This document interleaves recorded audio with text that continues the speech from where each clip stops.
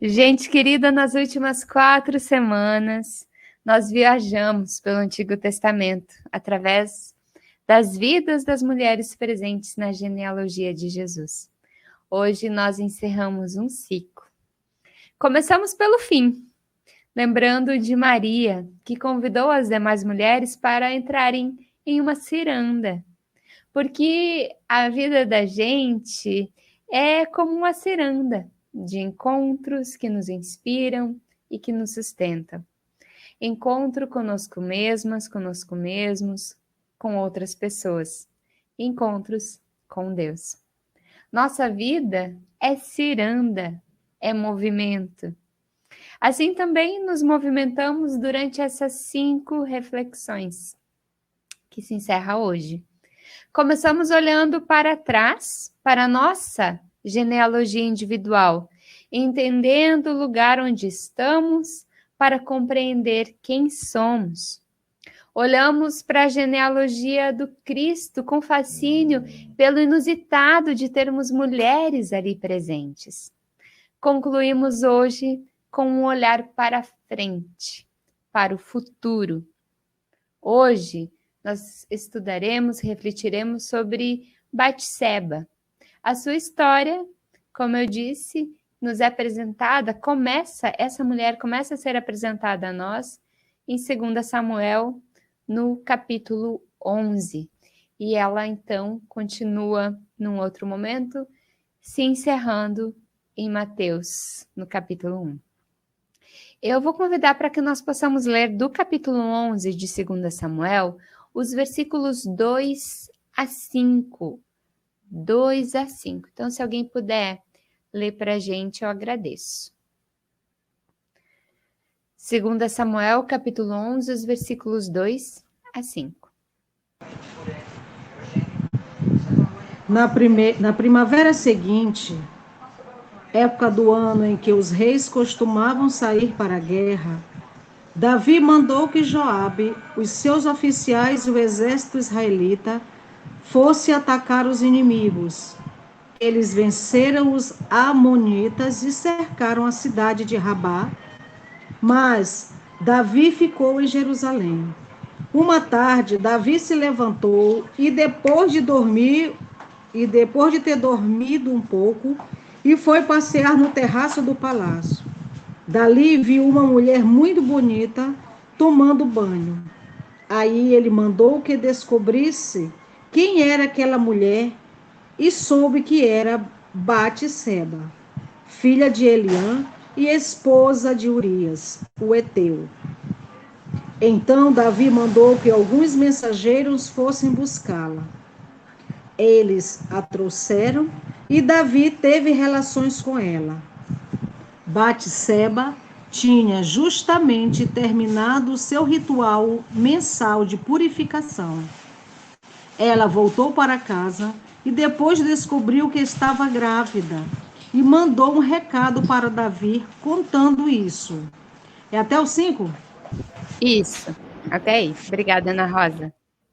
A Ana Rosa leu da linguagem de hoje, e a linguagem de hoje já traduz um elemento importante.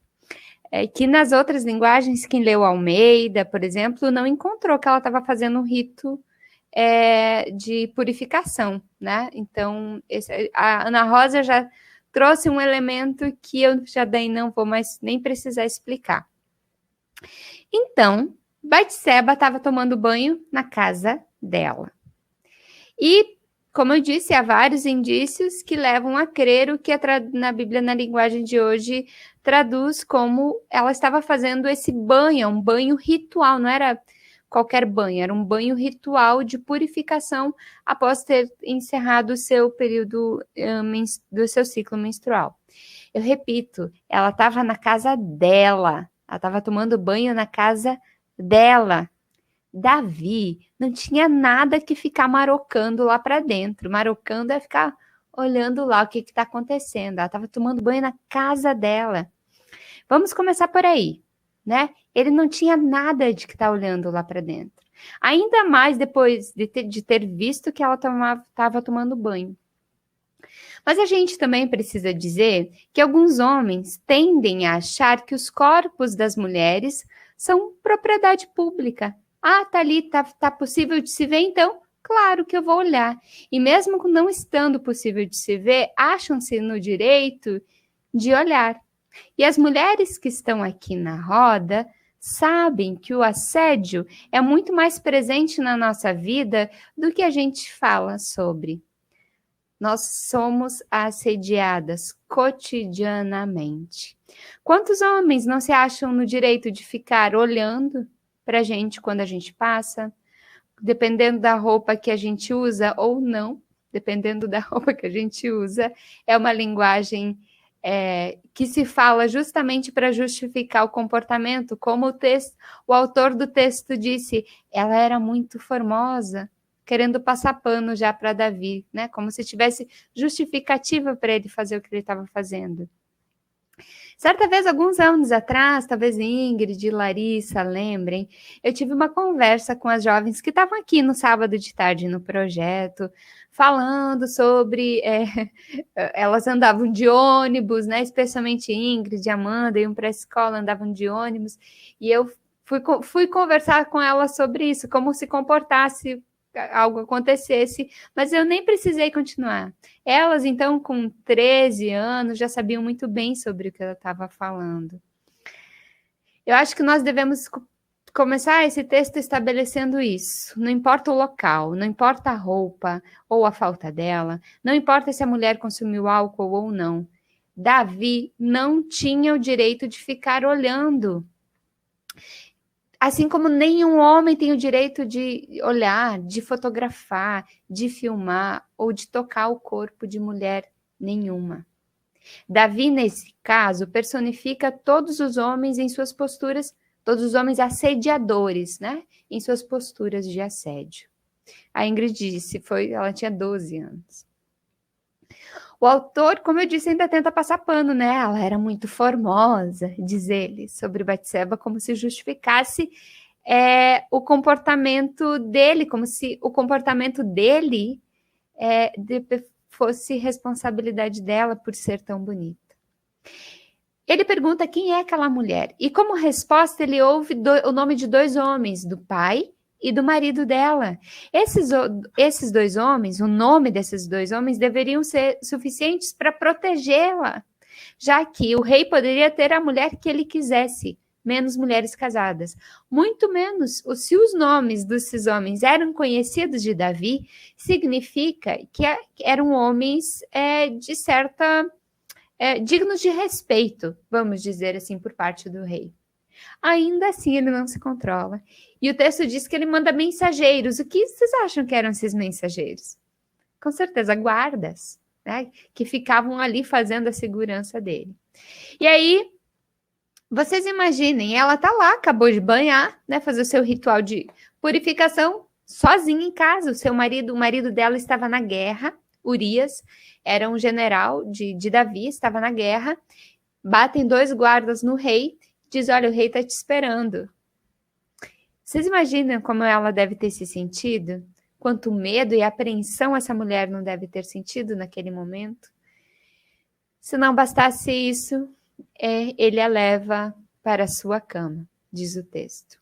O texto bíblico não fala se ele obrigou ela, mas alguém acha que ela teria condições de, naquele momento, se posicionar de forma diferente? Ele era o rei. Ela estava sozinha em casa. O marido nem perto não estava. A vontade dela não aparece no texto porque ela não importa para Davi e nem para o relator do texto. A vontade de Batseba, nesse caso, não importa. O rei a desejou, a teve e a mandou de volta para casa. Outra coisa que pode passar despercebida é o fato de que ela não tinha um WhatsApp para mandar uma mensagem para o rei quando se descobriu grávida. Ela se descobre grávida e pela primeira vez o texto dá voz a Batseba. A dizer, mandou dizer ao rei, eu estou grávida. Vamos parar um pouquinho e pensar o que isso significa. Não é assim que agora ela teria acesso livre ao rei, nada disso. Para que essa mensagem chegasse a ele, por quantas pessoas não teve que passar?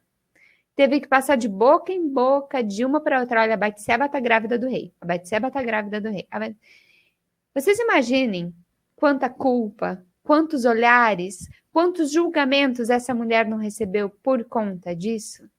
Ela era uma mulher casada que estava grávida de outro homem. E, de repente, todo mundo no palácio deveria estar sabendo dessa situação.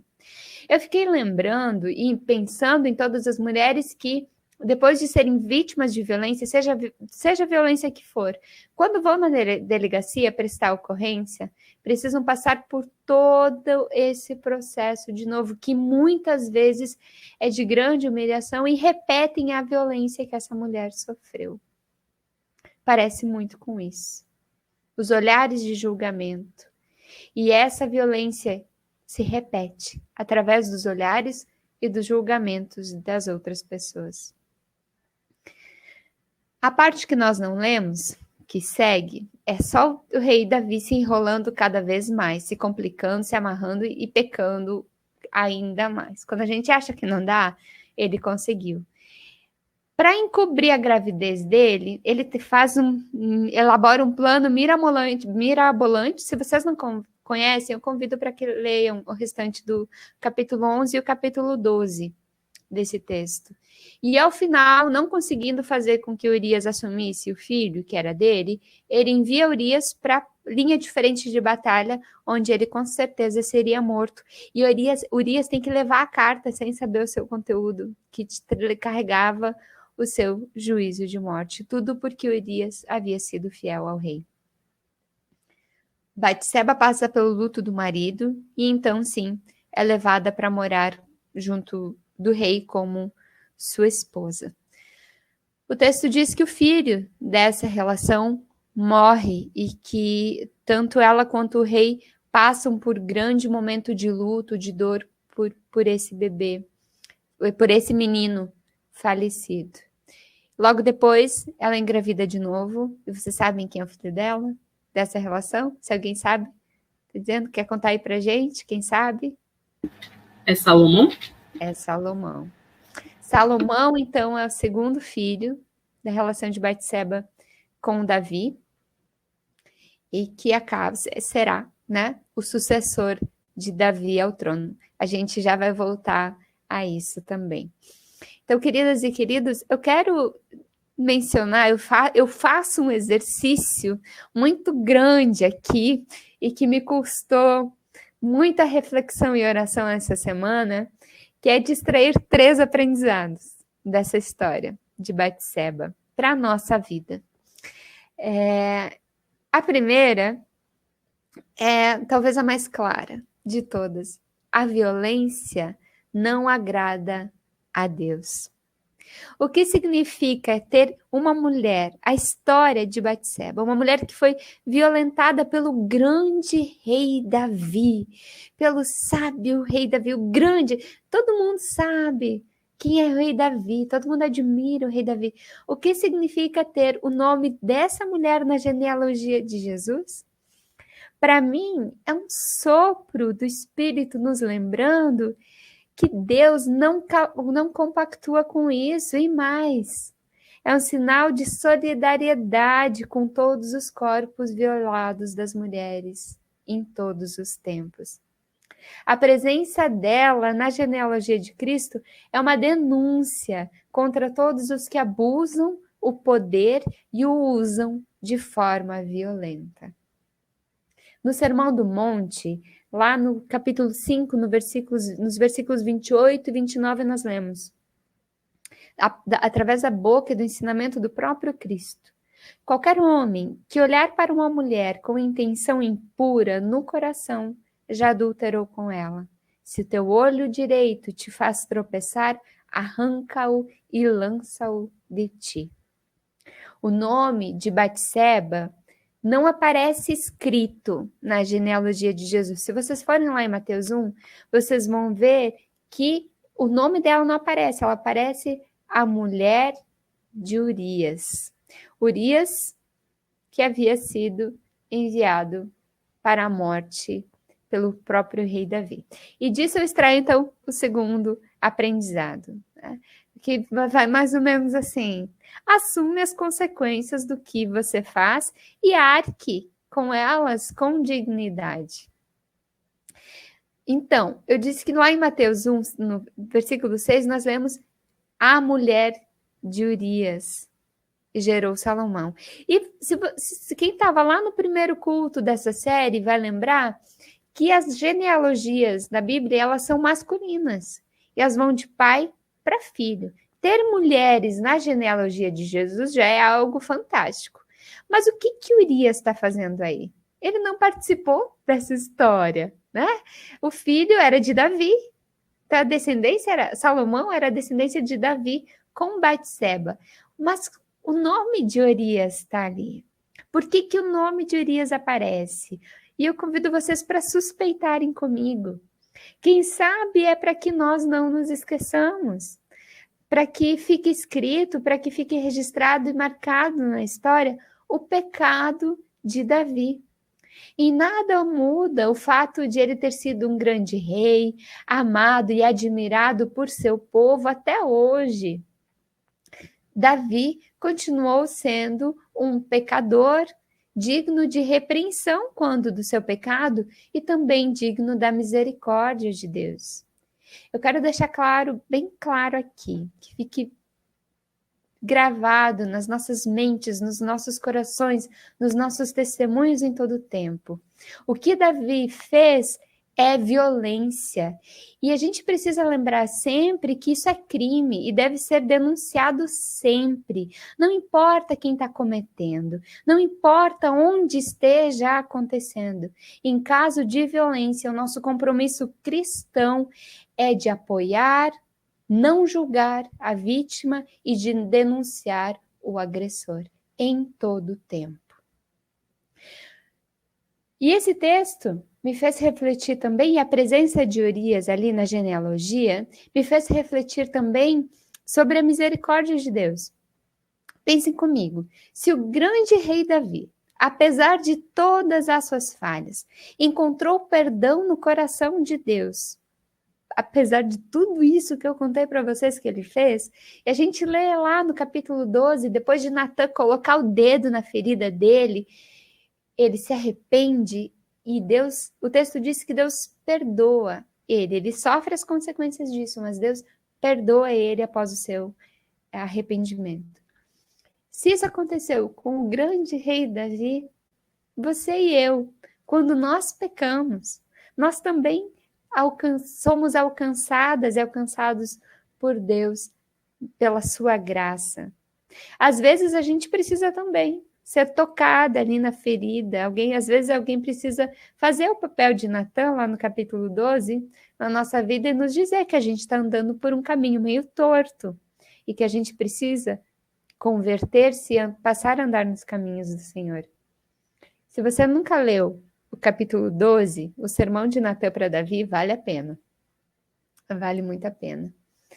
De quem é a responsabilidade pelas coisas que nós fazemos, se não de nós mesmos? Se nós tomamos as decisões do que nós fazemos, tudo que nós fazemos parte de nós, daquilo que nós decidimos fazer ou não fazer. Como nós vamos nos comportar. Por isso, as consequências das decisões devem ser nossas. A gente não pode ficar dando culpa para outras pessoas por aquilo que a gente decide fazer. Então, quando a gente fizer alguma coisa de errado, vamos parar um pouquinho e analisar. Né? Tá tudo bem, eu pisei na bola, eu me arrependo, eu vou pedir desculpa para quem eu magoei. Eu vou pedir desculpa para quem eu feri. Eu vou pedir perdão diante de Deus. E a gente sabe que Deus nos perdoa. Quem sabe a pessoa que nós ferimos, que nós magoamos, precisa um pouco mais de tempo e está tudo bem também. Né? Diante de Deus, nós encontramos perdão. E esse movimento é importante. Nós sabemos que Deus nos acolhe, que Deus nos ama, que isso seja suficiente para que nós busquemos viver uma vida sem julgamentos, sem violência, sendo promotoras e promotores da paz e da justiça de Deus. Quando a gente pisar na bola, que nós possamos ter humildade para avaliar, voltar atrás, pedir perdão para quem nós ferimos e a Deus.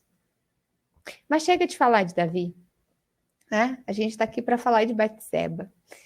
E daí eu tiro a terceira lição, né? A terceiro aprendizado desse texto. A história de Batseba não termina com dor. A sua história também não.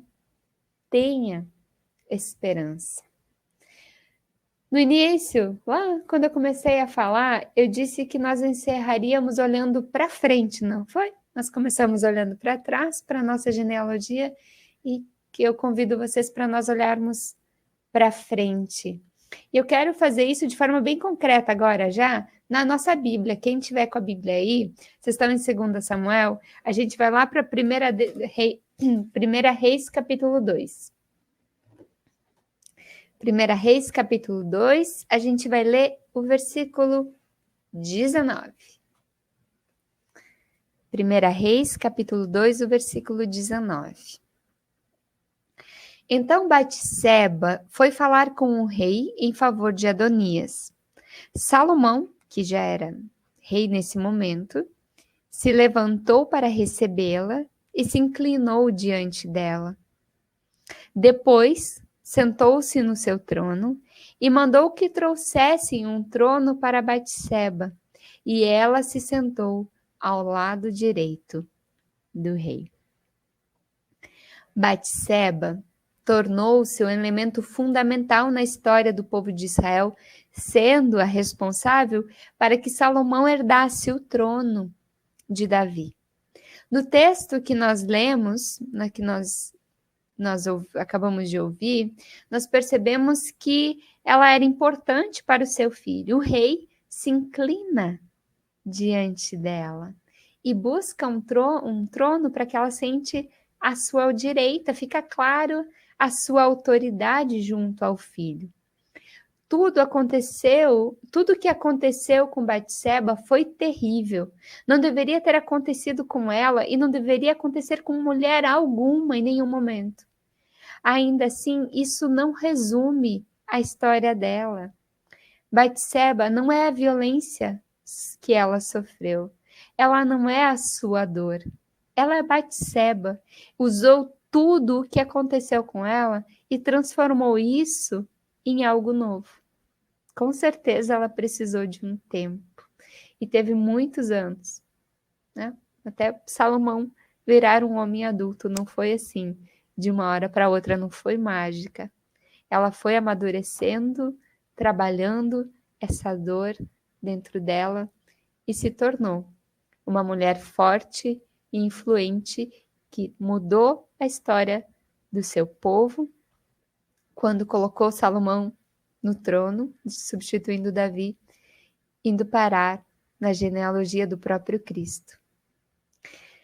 Eu quero resgatar para a nossa conversa o texto do Evangelho que nós lemos, o Evangelho de João, para quem foi chegando depois. O Evangelho de João, capítulo 6, os versículos 16 a 21, em que conta, é a versão de João de Jesus andando sobre as águas. Nessa versão, Pedro não vai ao encontro dele, mas esse texto é bem conhecido por nós, né? Os discípulos, Jesus mandou que eles fossem à frente, depois de ter partilhado os pães e peixes, com quem estava com fome, os discípulos entram no barco e vão para frente, já está escuro, o mar está revolto, aí nada de Jesus aparecer, eis que Jesus aparece andando sobre as águas. Assim como os discípulos esperavam no barco, gente querida, pode ser que na sua vida agora pode estar escuro, pode ser que as águas estejam revoltas, pode ser que você esteja cansada, cansado de uma longa labuta, pode ser que você acredite que não há mais esperança, não há mais motivos para a esperança. Mas tenha fé, fique firme. Jesus está quase chegando, ele já está a caminho. Ele anda sobre o mar e logo estará com você, comigo. E todas as dúvidas que nós carregamos, todas as inseguranças, angústias, dores ficarão para trás. Tenha fé, tudo vai passar. Mantenha firme a esperança. A história de Batseba não termina em dor. A sua história também não terminará em dor e em sofrimento. Fique firme, olhe para frente e tenha esperança. Tudo vai passar. Ao final dessa reflexão sobre as 5 mães de Jesus, eu desejo a vocês a fé de Maria, a audácia de Tamar, a coragem de Raabe, a força de Ruth e o esperançar de Batseba. Que todas essas características sejam um pouco nossas também, no nosso testemunho nesse mundo tão carente de esperança, coragem, força e audácia. Amém?